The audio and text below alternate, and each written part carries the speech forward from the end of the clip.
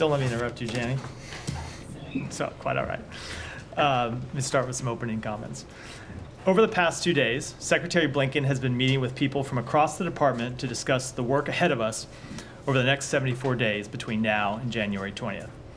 In those meetings, he has emphasized 2 points. First, the peaceful transfer of power is an essential element of our democracy that is vital to our nation's security.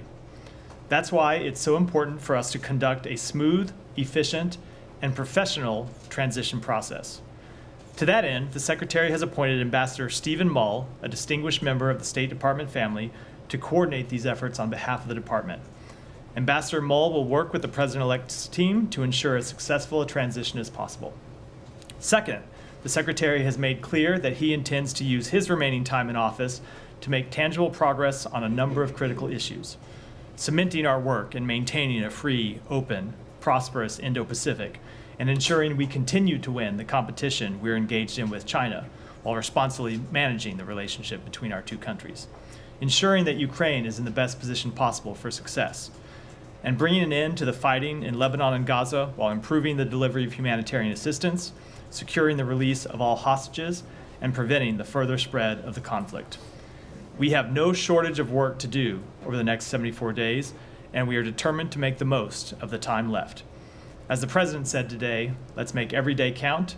That's the responsibility we have to the American people. And with that, Matt, Hi. you're up. Okay, so to that end, has Ambassador Mull started? Ambassador Mull has started his work on behalf of the department. He's here. He's been attending meetings, getting ready to coordinate the process.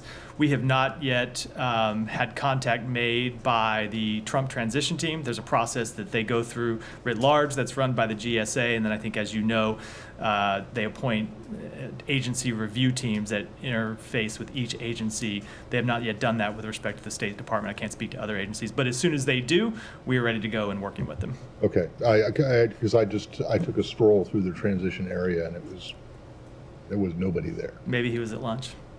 I don't know. He's here. I was in a meeting with him this morning, so okay. I can assure you he is here, hard at work.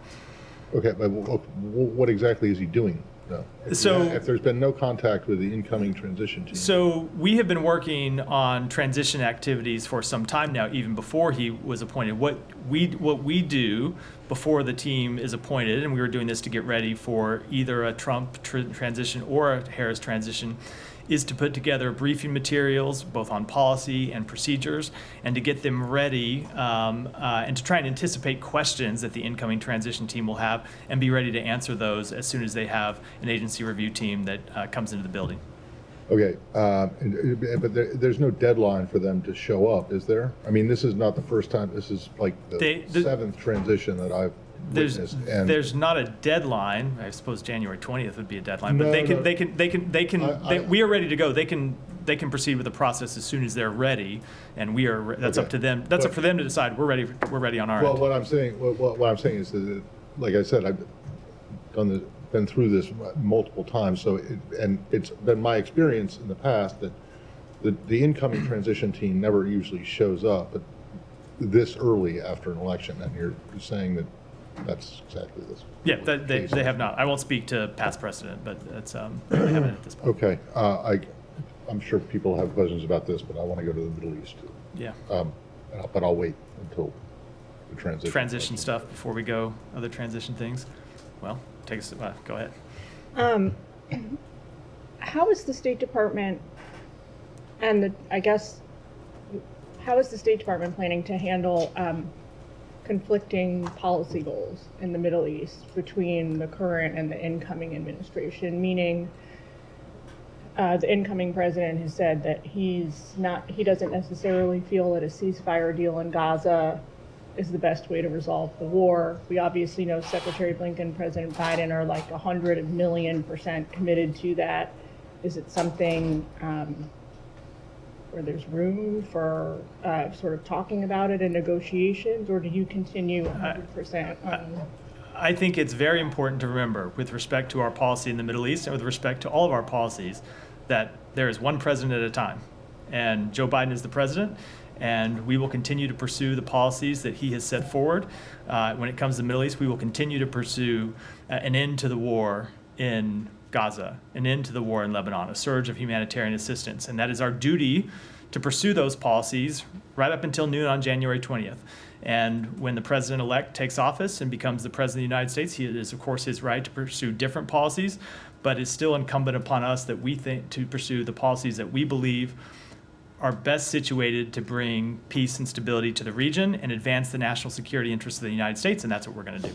Do you anticipate on the other side of the equation that the Israelis, the Palestinians, Hamas might change their calculations based on that expectation that we're about to have an incoming president who might veer 180 degrees on policy from the current administration? So I certainly can't speak for another government or another entity, and I wouldn't want to speculate about how they might approach this period.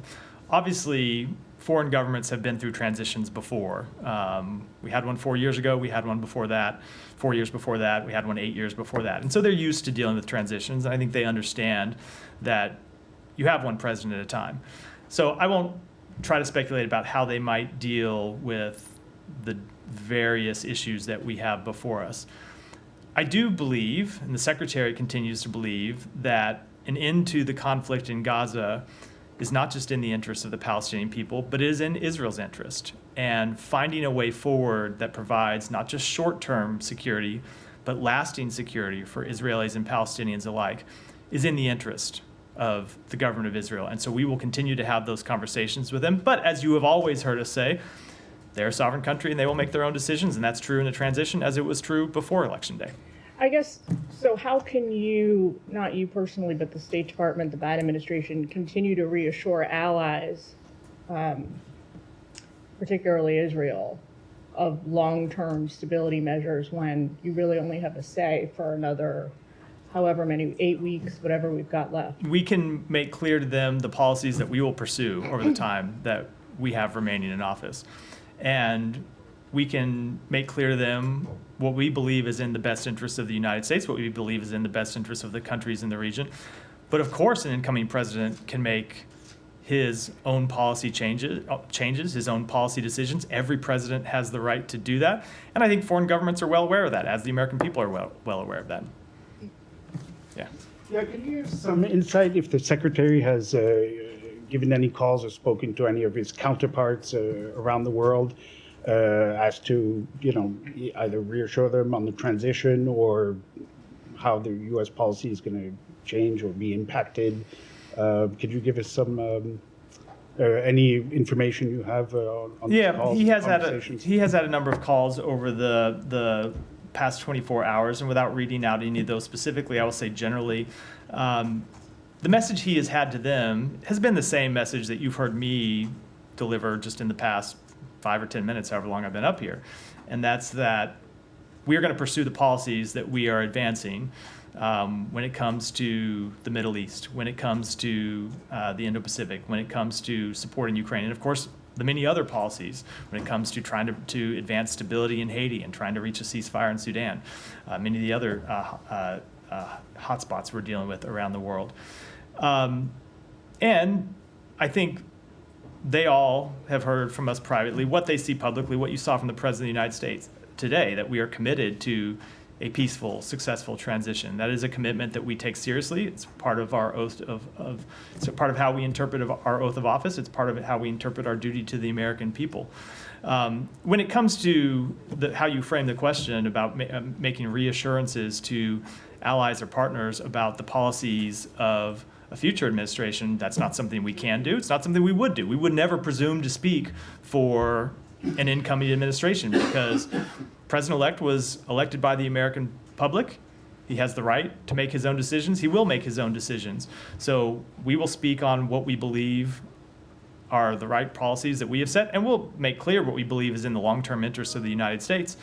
But the incoming president will make his own decisions. And here's the thing: as I said in response to the previous question, these countries are used to dealing with the United States. They understand that we have elections every 4 years, and they understand that there are changes in policy that flow as a result of those elections. There were significant changes in policy 4 years ago when President Biden took office.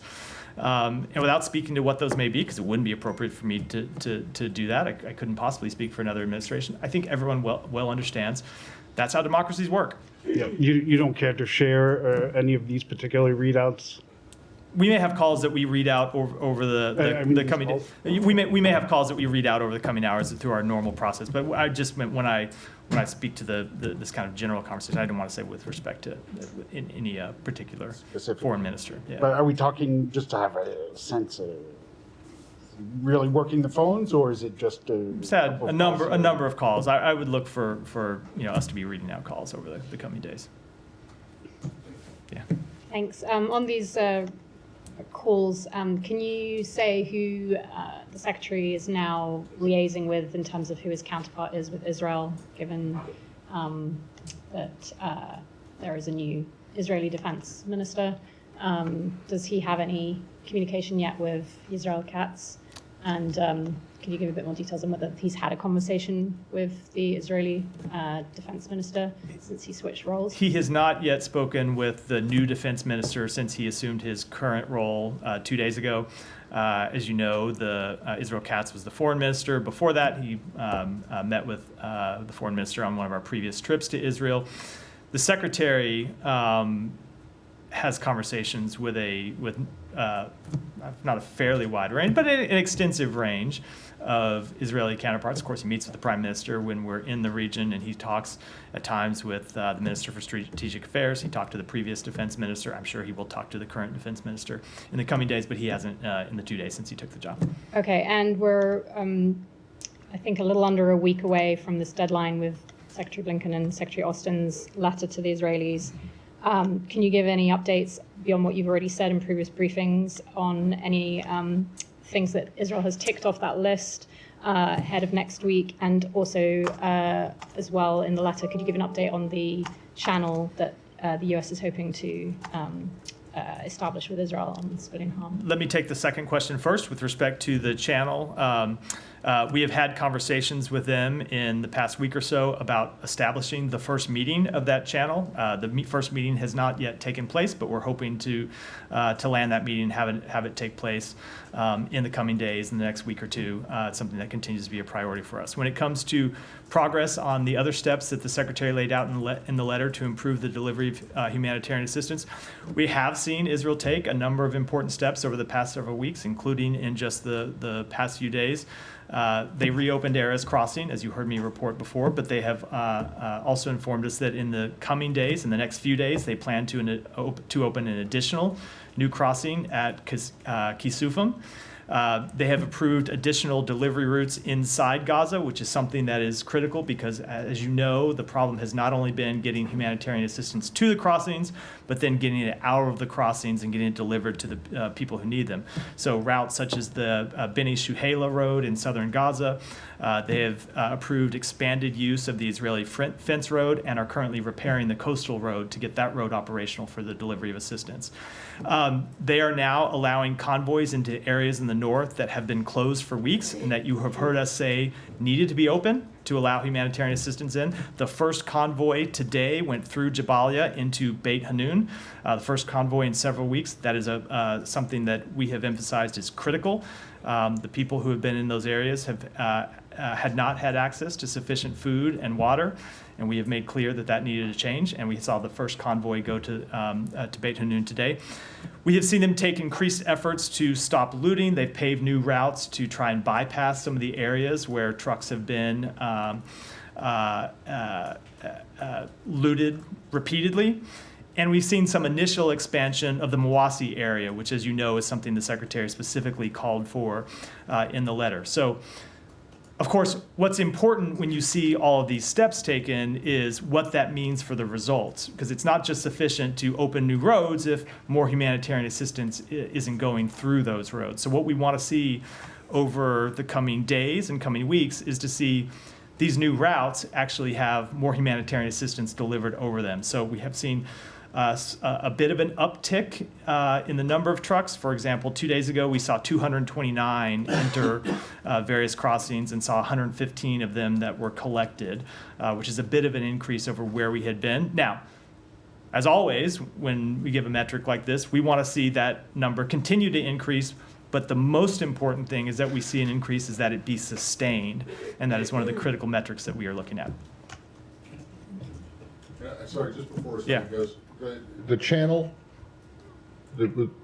remind me, when did you give a deadline for that to be set up? We said we wanted to see the first meeting take place by the end of October. It didn't take place by the end of October, but Right. we're working to land the meeting and expect it to happen in the coming days or week or two. Well, okay, if and when it happens, does that mean that they're essentially off the hook for not meeting the October 31st deadline?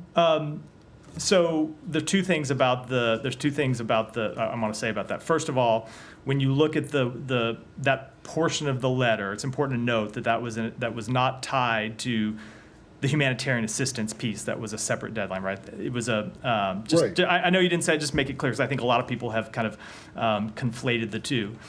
What we made clear in the letter is that we wanted to see that meeting take place. We've had a lot of communication with them about the appropriate level Yes, at which that meeting should take place, the appropriate way for that meeting to take place. We asked for it virtually, and what I think we're going to land on is an actual in-person meeting, and are working on exactly who attends that meeting and when it happens, and hope to get that finalized in the next few days and be able to announce when it will happen, but we're not there yet. Well, I get that.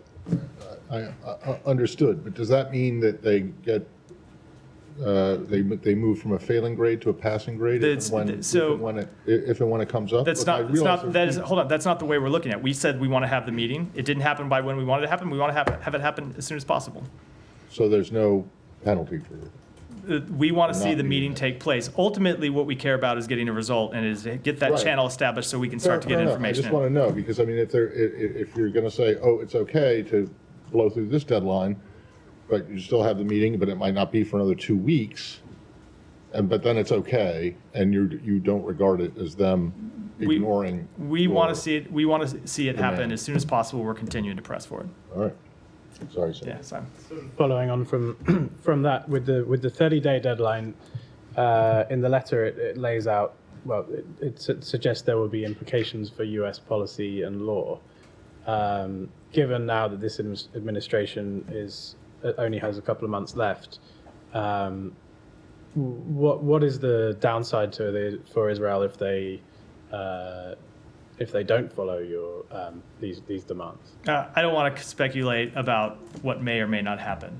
We have made clear that there are potential legal and policy considerations from failure to improve the humanitarian assistance situation in Gaza and implement a number of the steps that we outlined in the letter. We are in active discussion with them, including in the past several days, about steps that they have taken and what more that they need to do. And we'll make an assessment when we get to the end of the period. And beyond that, I wouldn't want to speculate about what may or may not happen. And in the last, I guess, 2 days, do you have any sense that your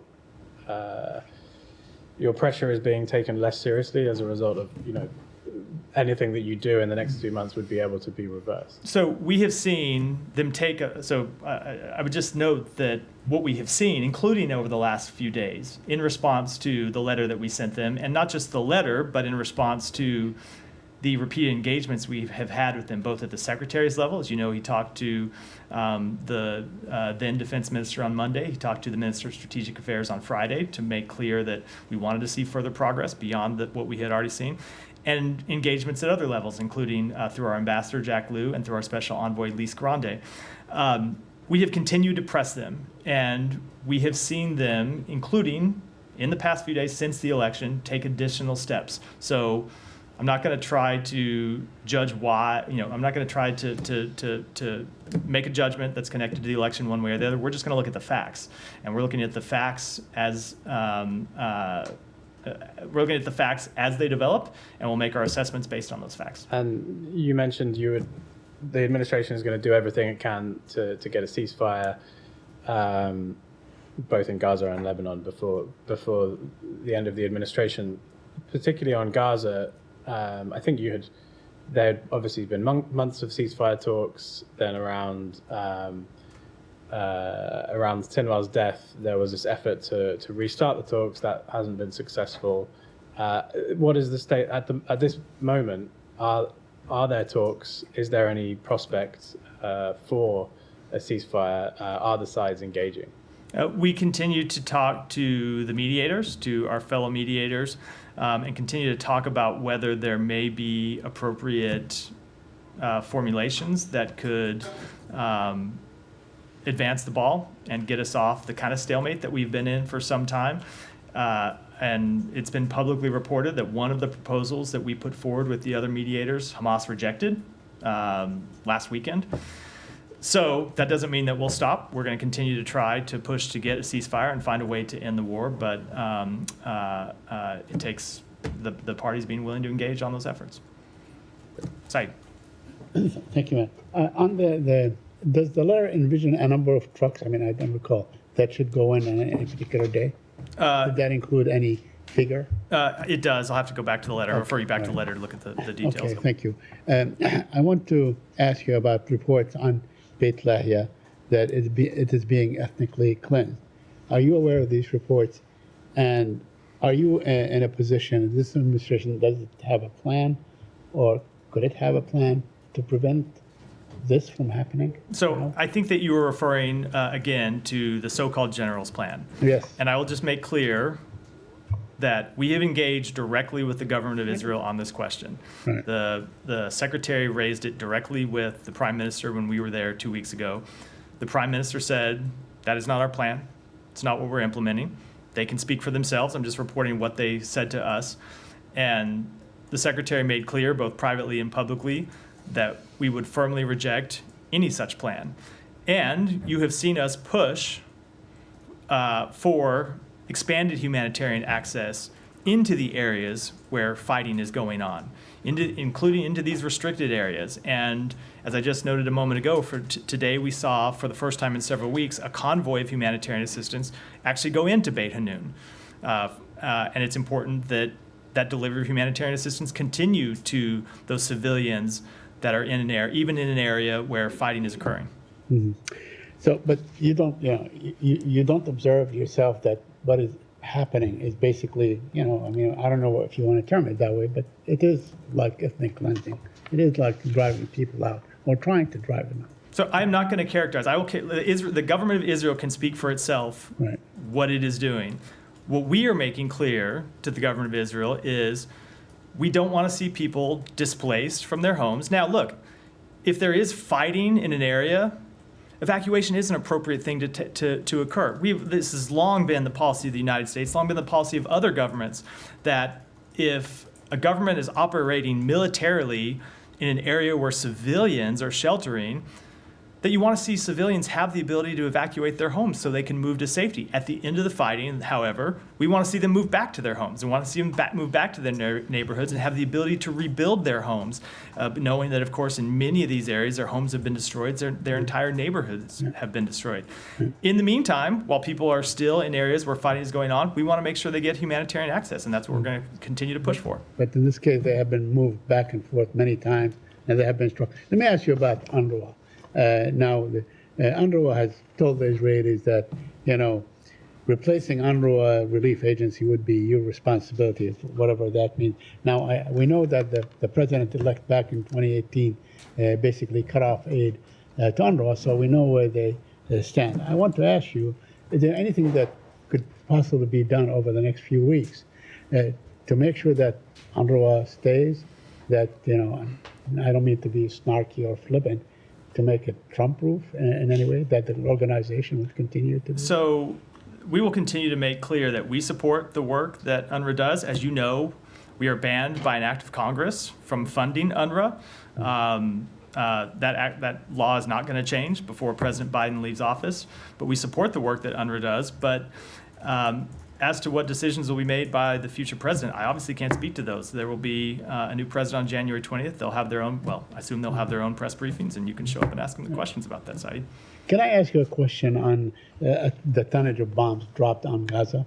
It is said that 85,000 tons of bombing. Do you have a figure? Can you confirm that or deny it? I don't have a figure, but I can tell you, obviously, the destruction of Gaza has been widespread, and the civilian harm that has emanated from that destruction has been widespread. We've seen over 40,000 people die, many of them civilians.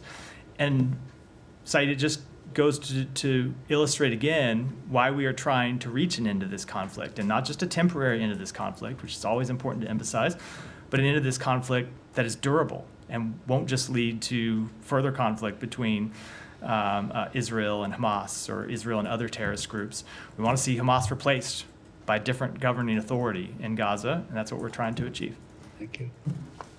Thank you. One of the objectives you highlighted in your opening statement was Ukraine. You said we're going to make sure Ukraine is in the best position for success. Can you give a sense of how you're going to spend next 2 months to ensure just that? Anything differently? You know? So I don't have any new. Sorry, were you still going with the question? For instance, funding.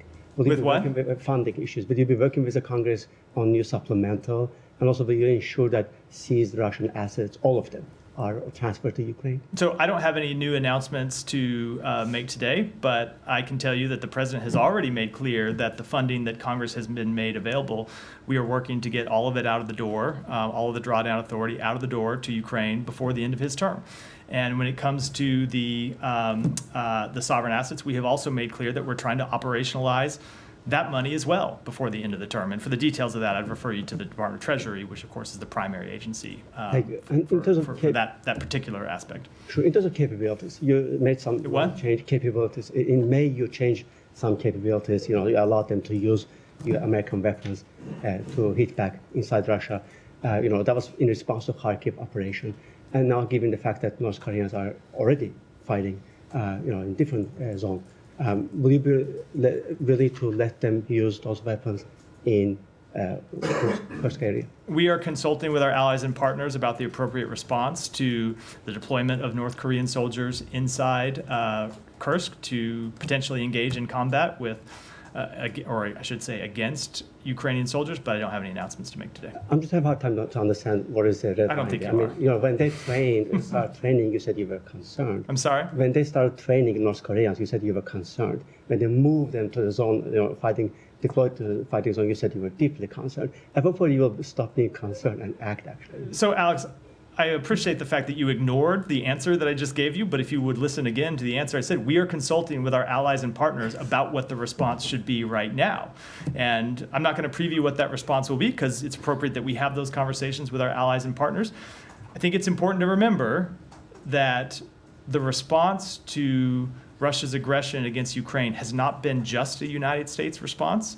It's especially important to remember this in the context of some of the other questions I'm getting today. It is a response that we have organized on behalf of more than 50 countries. And so we are going to consult with them about what the appropriate response should be, whether it be from the United States, whether it be from other countries, whether it be a joint response like we have undertaken today. On that line, Matt, there's a One more, report. and then I'll go to Janie. Thanks so much. The reports that the U.S. government is preventing Sweden from sending badly needed AMAX aircrafts to Ukraine. Why would you do that? I haven't seen that report, Alex. I can't comment on the veracity of it. Janie. Thank you, Matt. I have applications on Russia and North Korea and China. Russia recently conducted new strategic nuclear exercises, and North Korea's Kim Jong-un announced that the preparations had been completed at the Punggye-ri nuclear site. Meanwhile, the vice chairman of Russia's National Security Council warned that the United States was mistaken in thinking that it would not use nuclear weapons, and said that Russia's use of nuclear weapons was inevitable. What concerns do you have about the nuclear alliance between North Korea and Russia? So we continue to have concerns about the deepening security partnership between Russia and North Korea. And with respect to those comments, I'd say they're reckless. And as always, we would urge Russian government officials to against making such reckless statements. that the North Korean Foreign Minister Choi Sun-il met with Russian President Putin and the Foreign Minister Lavrov and the President to work together until Russia wins the war in Ukraine. Do you think that North Korea's actual involvement in the Ukraine war will prolong the war? I don't want to speculate. I can tell you that on behalf of the United States, we are going to continue to support Ukraine. We are going to continue to support them on the battlefield, and we're going to continue to work to maintain the alliance that we have put together to back Ukraine to respond to Russia's aggression. Lastly, in China, a spokesperson for Chinese foreign minister said that dispatching North Korean troops and the North Korea-Russia military alliance is something North Korea and Russia can do as a sovereign nation. What is your assessment of You've heard us speak to this before. We think that the deepening security partnership between Russia and North Korea, and certainly the deployment of North Korean troops to engage in combat against Ukrainian soldiers is something that ought to be of concern to everyone in the region. We've raised those concerns directly with China, said to them that we believe this should be a concern of theirs, and it's something that they should raise with both countries. Thank you.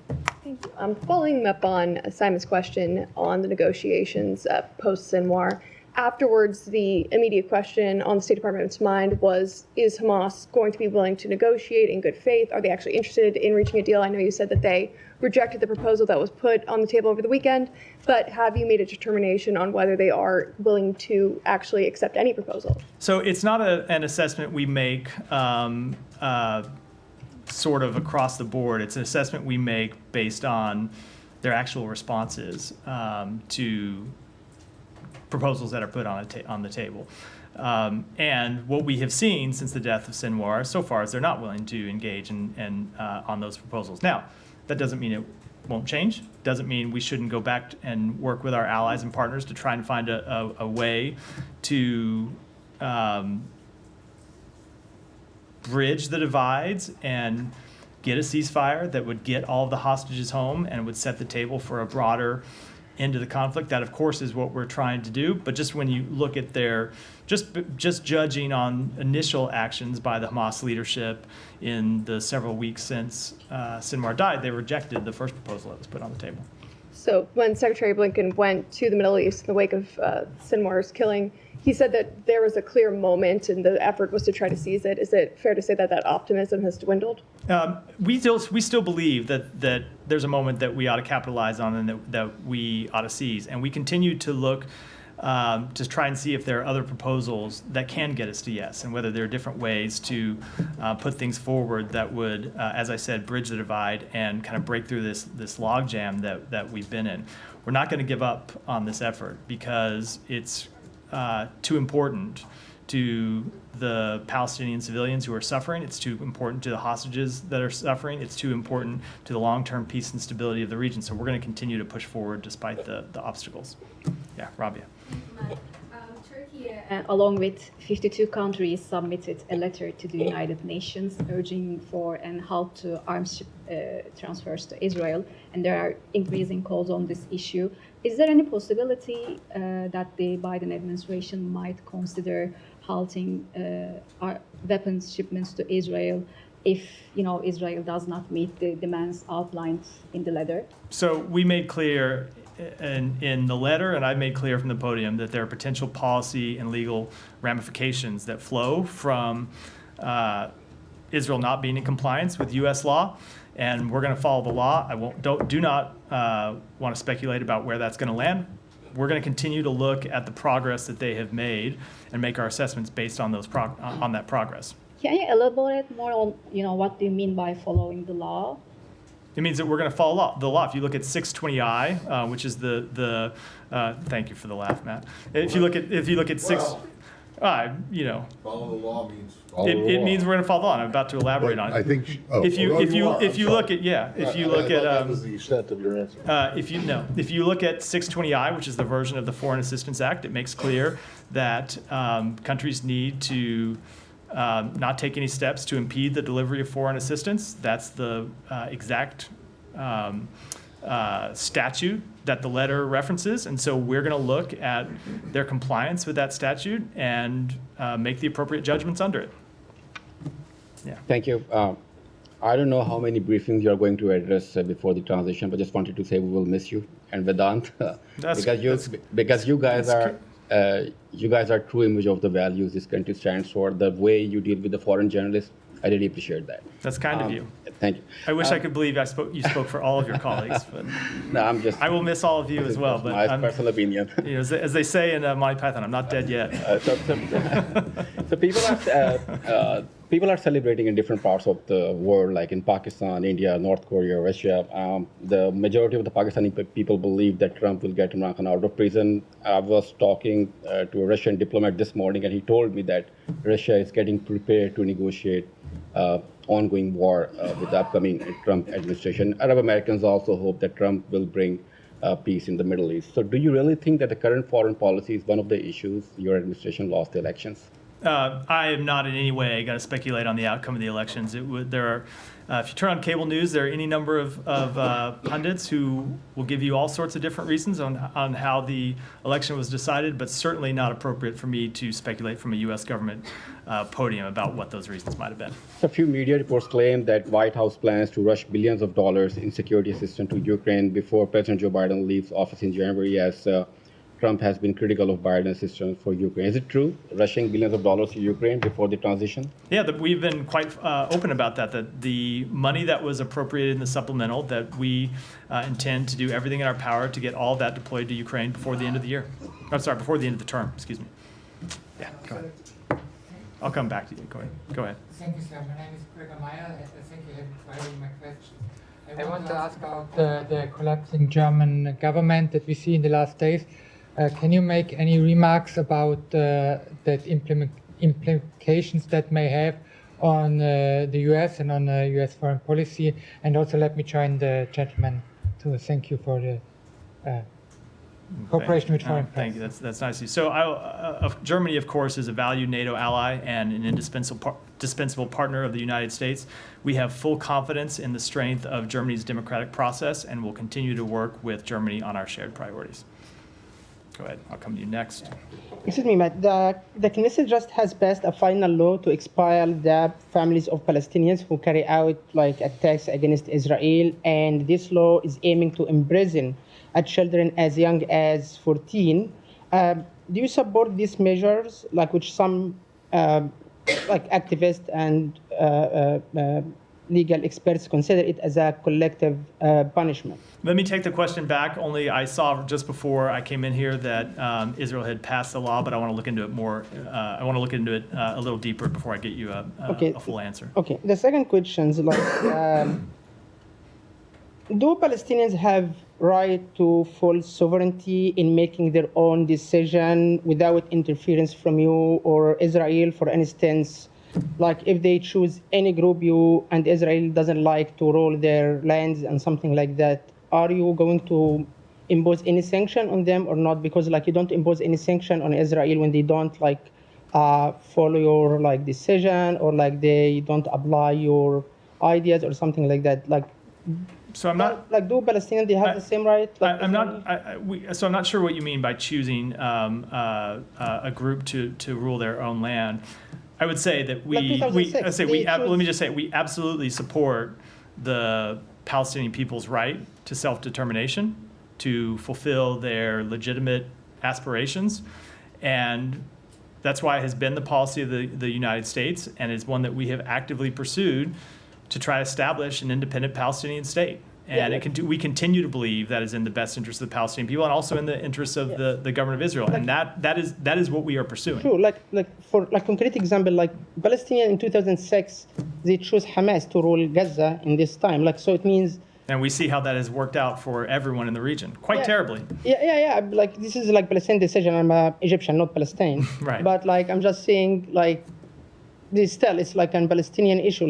We see China hosting them for negotiation. So it means Palestinians themselves still recognize Hamas as a part of Palestinians, and they go China, go Russia, go Global South, and it seems like complicated. Like how USA look at this complicated choosing people, because at the end of the day, all of them are Palestinian. So we reject a terrorist organization controlling any government anywhere in the world.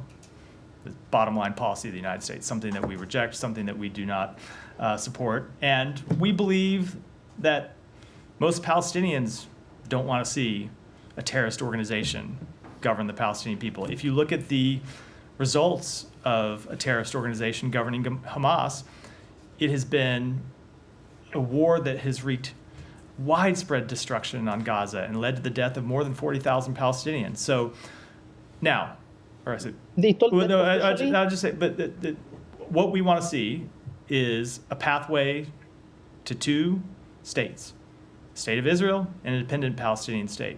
And that's what we're going to continue to try to pursue. There's just no other way to put it than that. Go ahead. Thank you, sir. A few questions. Number one, today was actually Yoav Galants' final day as defense minister to support of Israeli law. He held a farewell call with Secretary Austin today. Considering he's one of the addressees on that 30-day letter, did Secretary Blinken hold any last-minute call with Minister Gallant? He hasn't talked to him today. Obviously, he's talked to him a number of times, both in person and over the phone. Talked to him as recently as Monday. We saw Yoav Gallant as a valuable partner that we have worked with on a number of issues. And we will continue to work with his replacement as the defense minister. Ultimately, the letter was addressed to him in his capacity as defense minister, not his personal capacity, so the function will carry over to his replacement. In terms of the talks that are ongoing up until, I would presume, January 20th on potential hostage and ceasefire deal, President Trump has famously not wanted his political rivals to get any kind of wins, as he called it, or usurp any achievements that he may have. Is there any concern Egypt, Qatar, based on their reliance on the next administration, may lessen their cooperation here down the home stretch with the U.S.? I cannot speak for any other government or what they will do or what they might not do. I would just point out that an end to the war in Gaza is not a win for Joe Biden. An end to the war in Gaza is a win for the region. And ultimately, it is a win for the Israeli and Palestinian people. And I think everyone in the region understands that this is a war we want to bring to an end as soon as possible. And no one should be waiting for 74 days and letting this suffering go on any longer than it should have if there's a path to bringing it to an end before then. Last question for you. President Obama famously in his final days approved an abstention at the UN Security Council on a key vote involving Israel. Most analysts say it's as a result of personal animosity between Obama and then Prime Minister Netanyahu. Are there any promises, any guarantees about these final days at the UN and whether President Biden will continue to support Israel as he has? So you should not read this into this answer I'm about to give anything. You shouldn't read it in one way or the other. I cannot speculate on how we will vote on resolutions that are not yet even before the Security Council. Obviously, we will look at any resolution that comes up before the Security Council and make our judgments based on the interests of the United States, as we always do. Yeah. In practical terms, what will happen to the incidents that are being investigated and assessed by this building? Some 500 incidents about what Israel has done in Gaza. Will any conclusions from those investigations see the light of day before there's a transition? How might that process be impacted? I know there's Churg, I know there's lawyers working in this building.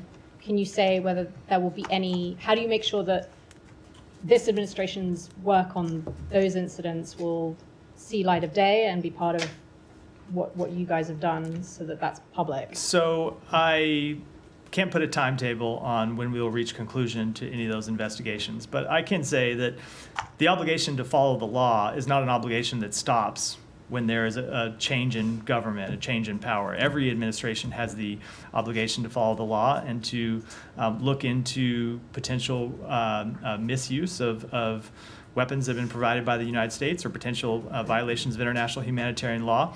That's just the law. Are you worried, though, that could be impacted at all? Like, again, like that's why I'm asking whether there could be any conclusions. Are there any conclusions that this administration would want to reach on any of those incidents? We want to reach those conclusions as soon as we can, separate and apart from January 20th, and separate and apart from any change in government. And that's true whether Vice President Harris had been elected. It's true now that Donald Trump has been elected. It's something that we are working to bring to a conclusion as soon as we can.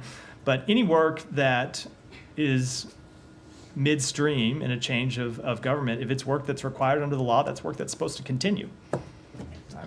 Just come back to your comment. Next. You mentioned on that you're going to try to deploy all the appropriated aid for Ukraine before the end of the administration. Is there anything beyond this sort of deploying what's already been appropriated by Congress that this administration can do to, as you said, put Ukraine in the strongest possible position? Nothing that I'm ready to announce today, but we will continue to consult with our allies and partners. We have a number of upcoming multilateral meetings where we will be talking about the issue of Ukraine with the coalition of countries that we have put together, and we'll be talking about work that we can do, and we'll be talking about work that they can do to continue to ensure Ukraine's success. And if the president-elect has spoken about solving the conflict in the first 24 hours in office, obviously that I'm interested in whether in the last 2 months of the administration, would you facilitate talks on ending the war in Ukraine if both parties sort of express a willingness to start talking towards that? So if President Zelensky decides that he wants to enter negotiations, of course that's something that we would support. That has been our policy, our long-standing policy, that it is up for President Zelensky to decide when it's time for negotiations. It's not something that is appropriate for us or for any other country to push him into. And we would support him in any process to try and ensure a just and lasting peace. But that is ultimately his decision, not ours. But as always, and you can just look at the statements that he continues to make, we have seen no indication from Vladimir Putin that he is willing to drop his demand to continue to gobble up Ukrainian territory. I'm sure there's a negotiation that Putin would accept where he gets everything that he wants and Ukraine gets nothing that it is entitled to under the law. But that is not a negotiation that President Zelensky has been interested in, nor should it be. Under what law? Under the UN Charter, that Ukraine can maintain its own borders and maintain its territorial integrity, sovereignty. Go ahead, then we'll wrap for today. Thanks, sir. 2 questions, please. I just came back from a short trip to India, and in India, all over India, people are talking about that there are attacks going on Indian American community and also especially Hindus in Bangladesh, in Pakistan, in Afghanistan, and also a few incidents in the US and also in Canada. My question is now, even President-elect President Trump also spoke about atrocities against Hindus in Bangladesh and during his campaigning. So what US is doing as far as this atrocities going on against Hindus in Bangladesh, because after the departure of Prime Minister Sheikh Hasina and interim Prime Minister Mr. Muhammad Yunus said, if these attacks continues, he will resign the post, but attacks are still going on. He's still on his post as Prime Minister. So we discussed this in the past. We have, in our discussions with Bangladeshi officials, made clear that we want to see freedom of religion respected, and any attacks, we want to see people held accountable as is appropriate under Bangladeshi law. And that's true of our position in Bangladesh. It's true anywhere in the world. And second, sir, as far as this election is concerned, 4 years of U.S.-India relations under Biden administration, of course, Secretary of State have been many times to India and back and forth visits. So do we see any changes as far as diplomatic relations, people-to-people relations, visa, or even diplomacy and among others under the new administration, especially people-to-people, because they are talking in India, all the people are talking about that visa is the main concern between the two countries over there in India. So I'll repeat myself in a way that I'll probably have to repeat myself a number of times between now and January 20th, and that I can't speak, of course, for the new administration. But I will say that the strengthening of our ties with India is something that this administration is incredibly proud of, both through our increased alliances, through the Quad, through our work on a number of shared priorities. It's something that we focused on from day one and something that we see as a great success as we prepare to leave office. With that, a wrap for today. Thanks, everyone.